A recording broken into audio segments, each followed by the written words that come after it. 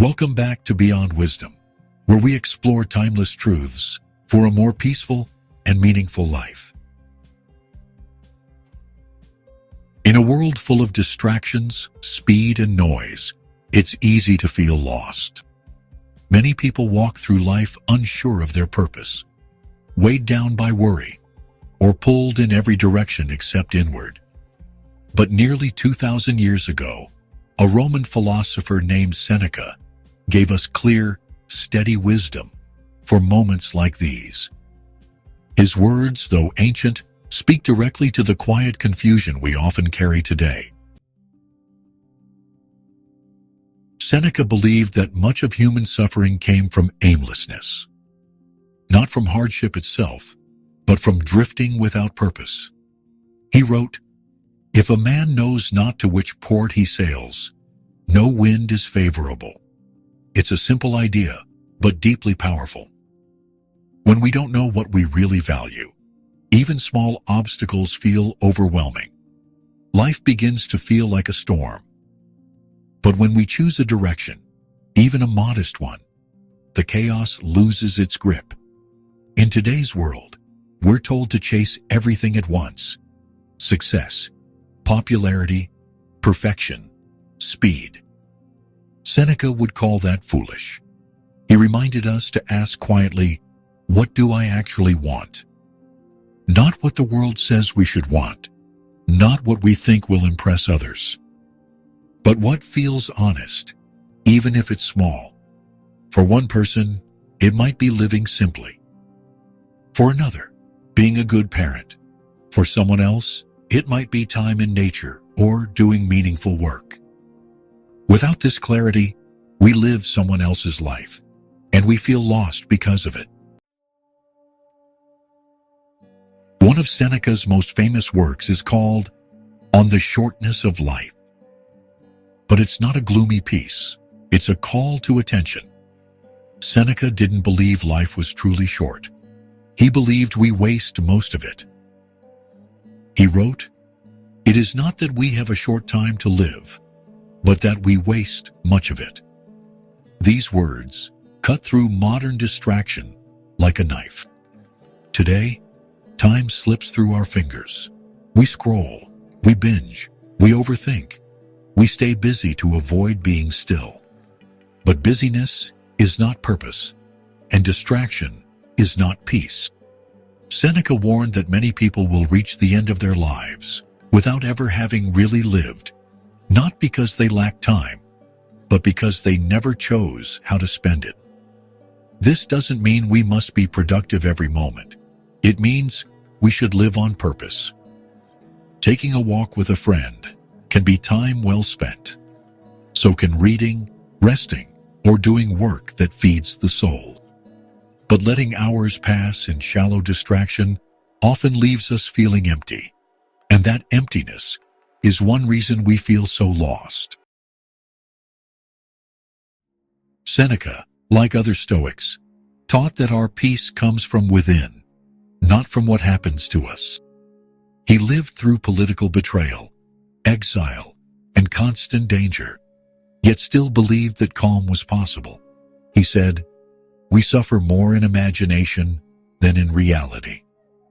So much of modern anxiety comes from trying to control everything around us. We chase perfect conditions, the right job, the right partner, the right moment, thinking that peace will come once everything lines up. But Seneca knew life doesn't work like that. Waiting for calm to arrive through perfect circumstances is like waiting for the wind to stop blowing before you walk outside. Life moves. Things change. What we can shape is our response. This is not about being passive or numb. It's about training the mind to rest, even when the world doesn't. When things feel uncertain, we can still choose clarity. When plans fall apart, we can still choose dignity. Seneca believed that the wise person practices peace, not when it's easy, but precisely when it's difficult. Seneca didn't pretend that wisdom made life easy. In fact, He spoke openly about hardship, but he believed it was better to suffer a little discomfort now than live with regret later. He wrote, "It is not because things are difficult that we do not dare. It is because we do not dare that they are difficult." Think about how many times we avoid things that matter because they're hard. Telling the truth, starting something new, facing a fear, letting go. We stay comfortable, but stuck. Over time, that comfort becomes a prison, and deep inside, we start to feel lost because we're not really living. Seneca's advice was to embrace the small struggles that lead to strength, to dare, even if we stumble. He believed that effort builds character, and that avoiding discomfort only makes life harder.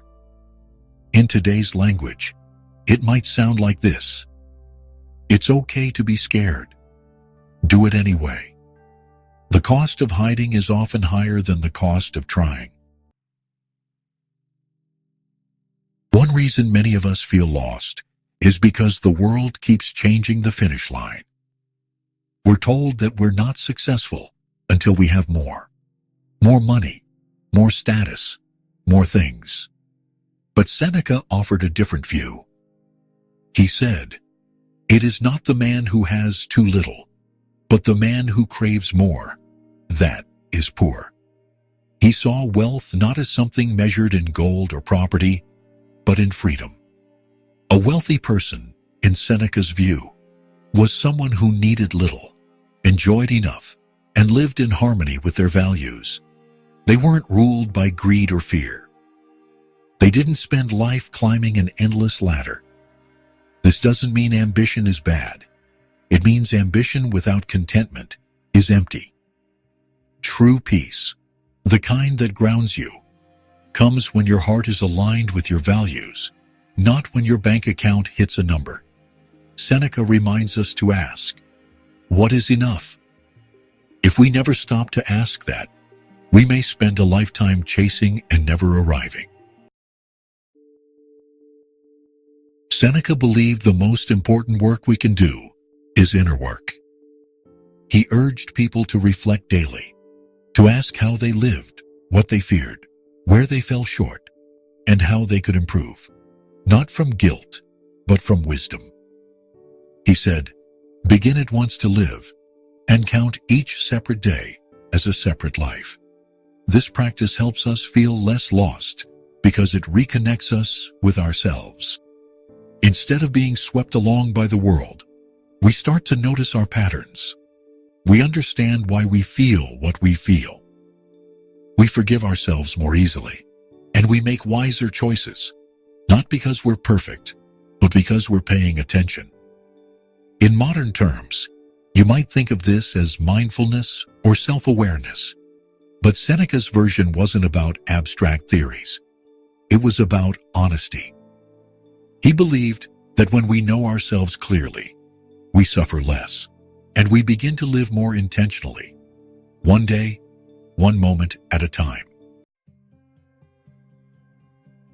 When you feel lost, it can be tempting to look outward for a new path, a new system, a new answer. But Seneca's rules remind us that clarity often comes from within, knowing what matters, choosing how we spend our time, letting go of what we can't control, taking small, brave steps, and being honest with ourselves along the way. These aren't just Stoic ideas, they're human ones.